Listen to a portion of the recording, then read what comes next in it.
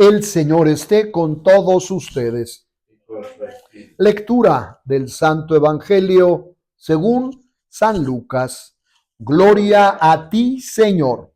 En aquel tiempo, los pastores fueron a toda prisa hacia Belén y encontraron a María, a José y al niño recostado en el pesebre. Después de verlo, contaron lo que se les había dicho de aquel niño, y cuantos lo oían quedaban maravillados. María, por su parte, guardaba todas estas cosas y las meditaba en su corazón. Los pastores se volvieron a sus campos, alabando y glorificando a Dios por todo cuanto habían visto y oído, según lo que se les había anunciado. Cumplidos los 8 días, circuncidaron al niño y le pusieron el nombre de Jesús, aquel mismo que había dicho el ángel antes de que el niño fuera concebido.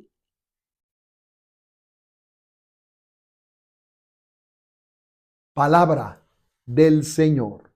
Gloria a ti, Señor Jesús. Siéntense, por favor. Celebramos una solemnidad. Ya sabemos distinguir lo que es una solemnidad, ¿verdad? Es un acontecimiento tan importante que la liturgia misma adquiere una estructura especial. Sin ser domingo, cantamos el Gloria. Y como les decía anoche, todos estos días, desde el nacimiento de Jesús hasta hoy, que es la octava, hemos estado cantando el Gloria. Y yo les decía, ¿por qué los 8 días cantamos el Gloria? Porque la solemnidad así nos lo exige. Es decir, lo que estamos celebrando, el nacimiento de Jesús, amerita que todos los días hagamos nuestra fiesta, ¿verdad? 8 días de fiesta. De tal manera que, bueno, hoy, celebrando esta solemnidad, donde hay primera lectura, salmo, segunda lectura, está el Evangelio, cantamos el Gloria, vamos a decir el credo, hay un prefacio, etc. Todo esto nos empuja a entender que, por supuesto, lo que estamos celebrando es muy importante. Y entonces, por eso se resalta lo que estamos viviendo, lo que estamos celebrando. 3 lecturas, 3 lecturas, primera, salmo, segunda, el Evangelio. Y cada una de ellas dándonos este poder entender, ¿verdad? En las limitantes de nuestra cabeza, de nuestra capacidad de penetrar el misterio, lo santo, lo sagrado, poder penetrar el misterio. Estamos celebrando a Santa María, Madre de Dios. Y bueno, al celebrar hoy a Santa María, Madre de Dios, meditábamos anoche, y aquí quiero partir para hacer la segunda parte del caminar, de lo que vamos a ir hacia adentro, llevar hacia adentro, sobre lo que hacía María con su vida, con lo que sucedía en su vida, con lo que se realizaba en su vida, con los milagros que se suscitaban en su vida. Hablamos de María, una niña, una adolescente, una jovencita, invitada a concretar un proyecto de parte de Dios. Una niña que tuvo que ser preparada, ¿verdad? Fue llevada al templo, etcétera, toda una formación que tuvo que tomar, pero con una gracia especial, ¿verdad? 8 de diciembre, la Inmaculada Concepción de María. Tan especial, tan hermosa, tan bella, tan aceptando el plan y proyecto de Dios, que cuando ese fiat se pronuncia ya en los labios de esta niña, adolescente, joven, ya el proyecto se estaba realizando en ella. Concebida sin la culpa del pecado original. Y como decía el prefacio de ese día, purísima tenía que ser aquella invitada, aquella que iba a llevar al Rey, al Señor, al Poderoso en su vientre. Claro. Y entonces, este discernimiento, fíjense, lo hace la iglesia, lo hace el caminar en la iglesia, la catequesis en la iglesia, la evangelización en la iglesia, los que saben, ¿verdad? Los mariólogos, etcétera, para llegar a esta conclusión. María es madre de Jesucristo, ¿sí? Es madre del Dios, del niño Dios, ¿sí? Es madre de un Jesús que es verdadero hombre, ¿sí? Pero es verdaderamente Dios. Ahí es donde, por supuesto, ¿verdad? Cae el todo del poder, la gracia de lo que implica que María sea madre de Dios. Un concepto que en la estructura cuesta trabajo discernir, profundizar. Es un misterio. La iglesia se llevó tiempo para llegar a esta expresión, ¿verdad? Importante, pero que perfectamente checa con el plan, el proyecto de lo que Dios quiere para nosotros a través de María. María es madre de Dios. Bueno, esta mujer hermosa, bella, todo lo que sucedió en su vida, todo lo que pasó en su vida, dice el texto, lo guardaba en su corazón. Y decíamos ayer que ese guardar significa lo tomas de la realidad y lo llevas al corazón. Y por llamarle de alguna manera, ahí lo almacenas, ahí lo tienes, ahí está. Para que en algún momento del día, del momento de la vida, de la historia, aquello que está ahí, lo empecemos a discernir, lo empecemos a trabajar, lo empecemos, por supuesto, el texto habla de meditar en el corazón. Sí, por supuesto, acuérdense que el corazón es la parte más importante de la persona según la revelación bíblica, en la antropología bíblica. El corazón es la sede de la inteligencia, de la voluntad, de la libertad, de la opción, de la decisión, de la responsabilidad, del amor, del desamor, todo en el corazón. Nos define, el corazón define quiénes somos nosotros, lo que somos, tenemos, podemos, sabemos, vivimos, amamos, etc. Es ahí, en el corazón, y perdónenme, pero no cualquier corazón, ¿verdad?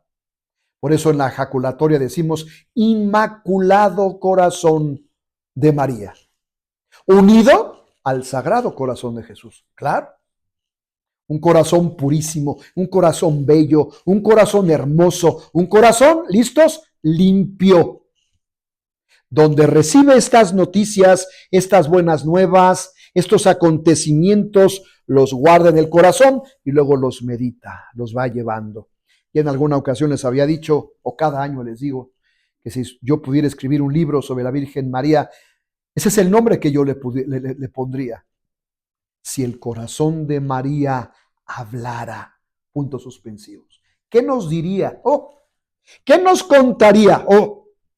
Tenemos nociones de lo que sucedió por las noticias que nos ha comunicado el Evangelio de San Lucas, con el cual parecería como que la entrevista se contacta, se encuentran. María, por supuesto que le ha de haber compartido, y además San Lucas seguramente le preguntó cosas, y eso fue lo que quedó retratado en el texto de San Lucas. Descubran, chequen cómo ningún evangelista tiene noticias tan precisas, tan claras, tan hermosas, sobre todo ese tiempo, ¿verdad? Hermoso. Todo lo guardaba en su corazón. Seguramente María, al paso del tiempo, yo les decía ayer, esta María hermosa tuvo que haber profundizado aquello que recibió para que quedara como sellado. Primera parte, cuando aparece con Simeón en la presentación al templo. Una espada atravesará tu alma, tu corazón. ¿Habrá entendido María la profecía? ¿Habrá entendido María los designios de lo alto? ¿Habrá entendido? Puede ser que no, ¿verdad? Lo cierto es que cuando llega el momento de la crucifixión, cuando su hijo, literalmente desgarrado por todo aquel acontecimiento, antes de morir, contemplando a su hijo crucificado, con el alma desgarrada y con esa espada ya ahí, seguramente comprendió lo que allá, hacia atrás, Simeón le decía del pequeño niño, del niño Dios. Y esto, María, por supuesto, lo entiende, lo tiene, a esto se refería seguramente, esto significaba aquello, pero fíjense, como ya había guardado el acontecimiento o los acontecimientos y lo meditaba en su corazón, seguramente cuando aparece aquello, simplemente confirma, era aquello. Y entonces, todo lo que sucede, incluso en el Calvario, al paso del tiempo, ¿verdad? La revelación se va con Juan, Éfeso, la casa de que se van, donde se van a vivir, donde Juan se la lleva a su casa, y María junto con los apóstoles, junto con los que acompañaron, junto con los que oraban, daba vueltas a todo aquello. Y María les enseñaba en la fe, con fe, cómo vivir aquello. Hoy quiero que nos quedemos con algo muy importante. Y lo importante hoy, en esta parte que celebramos la maternidad, María, Madre de Dios, quiero que pensemos, es el primer día del año. Y la iglesia que es maestra, la iglesia que es mamá, la iglesia que sabe, nos presenta a María en el primer día del año civil y nos la presenta adrede, para que descubramos que la manera más fácil de vivir este año y cualquier año, cualquier momento, la manera más fácil de vivir, la manera más en el proyecto de Dios para vivir, es tomados de la mano de la Santísima Virgen María. Por eso, a mí me cuesta trabajo entender los grupos que no han quitado a María, la han sacado de la experiencia de fe. Me cuesta trabajo entender cómo puedo caminar mi vida sin mi mamá, sin la mamá. Sí, es verdad. La providencia divina nos regala una mamá, claro.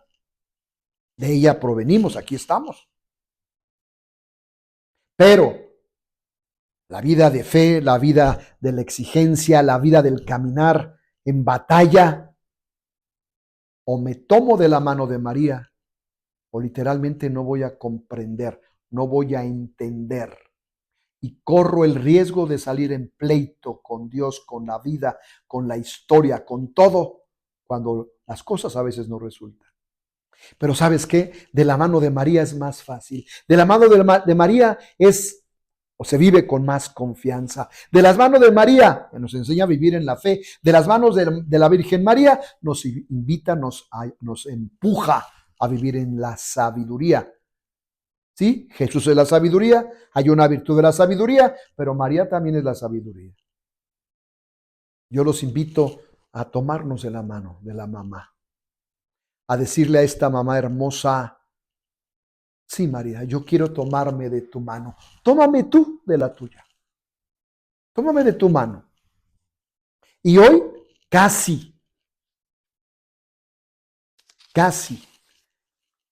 quiero imaginarme a esta mamá que se sienta, que nos abraza en su regazo y que nos enseña a bendecirnos y a bendecir. Y especialmente a una mamá le va a enseñar, pero también le va a enseñar al papá. Y también le va a enseñar a los hijos, a todos. Nos va a enseñar a bendecirnos con un texto bíblico, que es la primera lectura del libro de los Números. En aquel tiempo el Señor habló a Moisés y le dijo: di a Aarón y a sus hijos: De esta manera bendecirán a los israelitas. Y entonces, te voy a decir por qué me interesa esta parte. Casi poniendo estas palabras en la boca de la Santísima Virgen María, mamá, la Madre de Dios y nuestra Madre bendita. Porque estamos de acuerdo que hay gente que no sabe bendecir a sus hijos.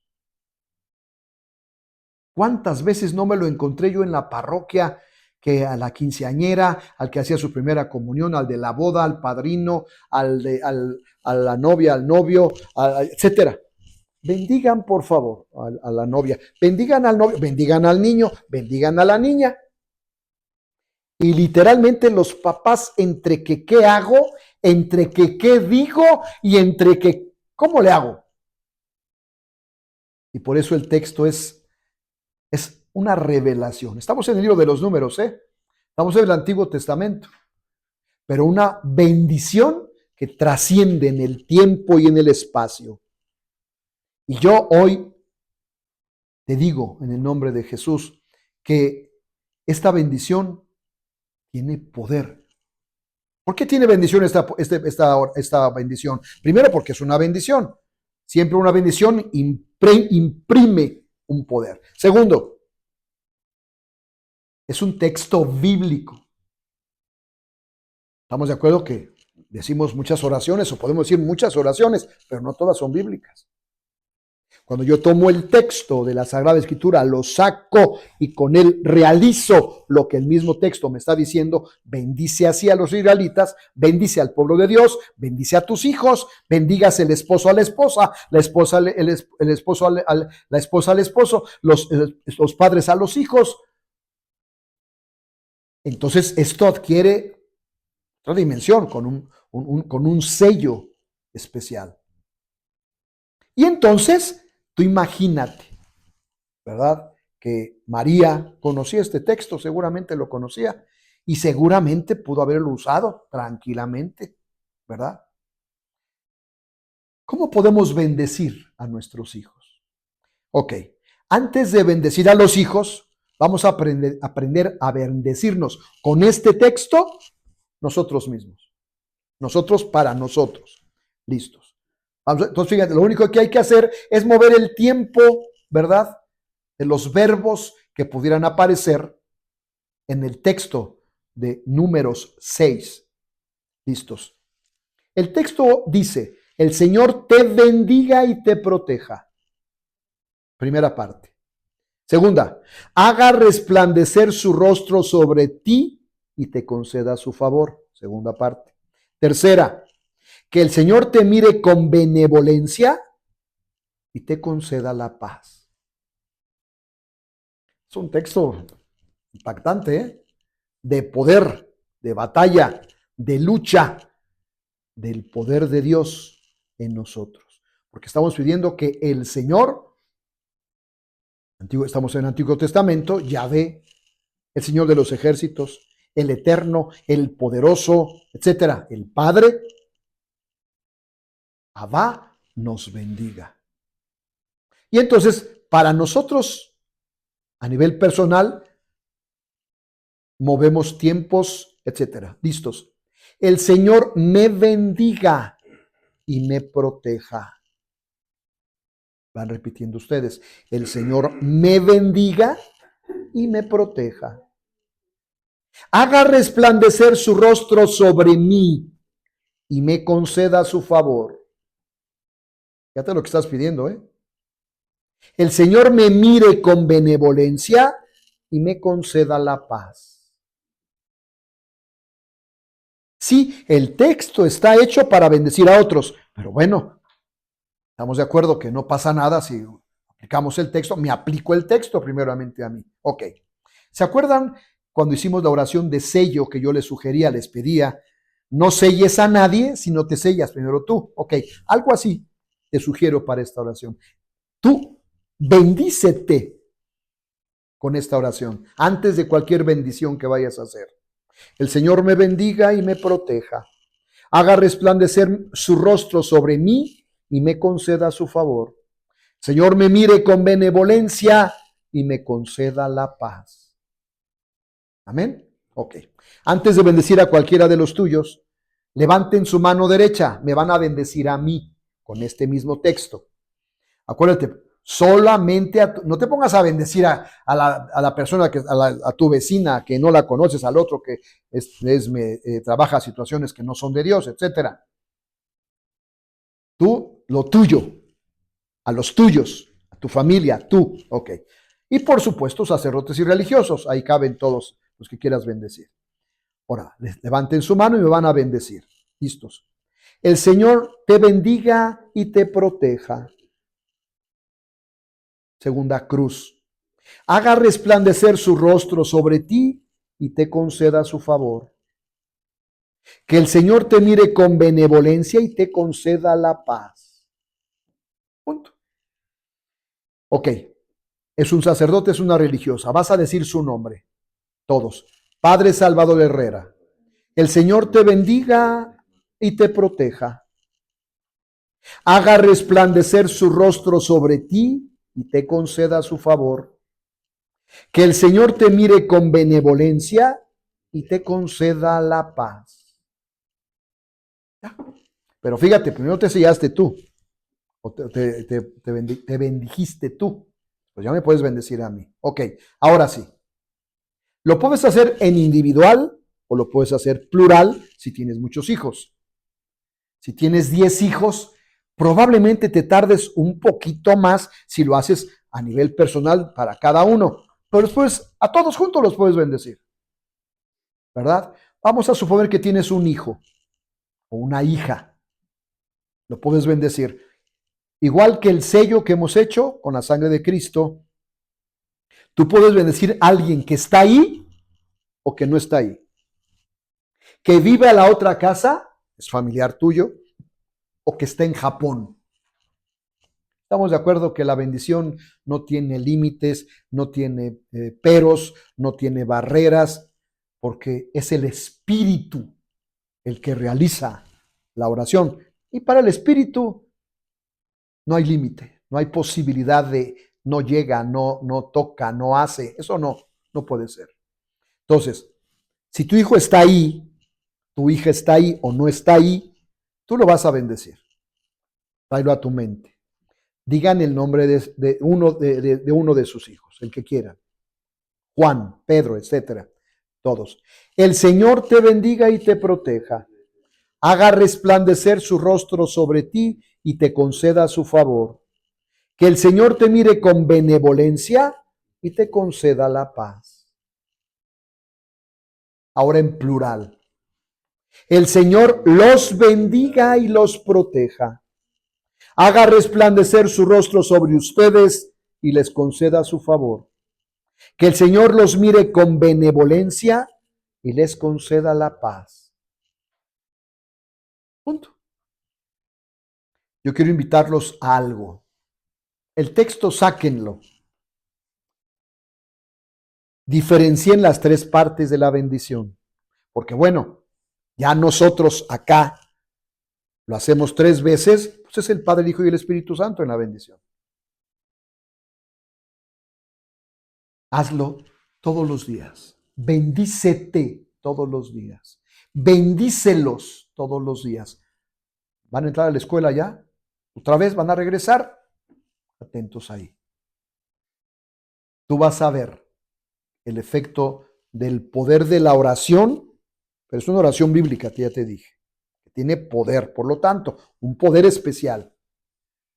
Que el Señor realice este proyecto en los suyos y nosotros acá imaginémonos a esta mamá que conociendo este texto seguramente decíamos, también nos bendice y nos bendice y tranquilamente nos pudiera bendecir así, ¿verdad?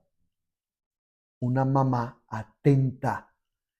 Sí, es madre de Dios y es nuestra madre y la queremos mucho. Que así sea. Padre, Hijo, Espíritu Santo. Amén.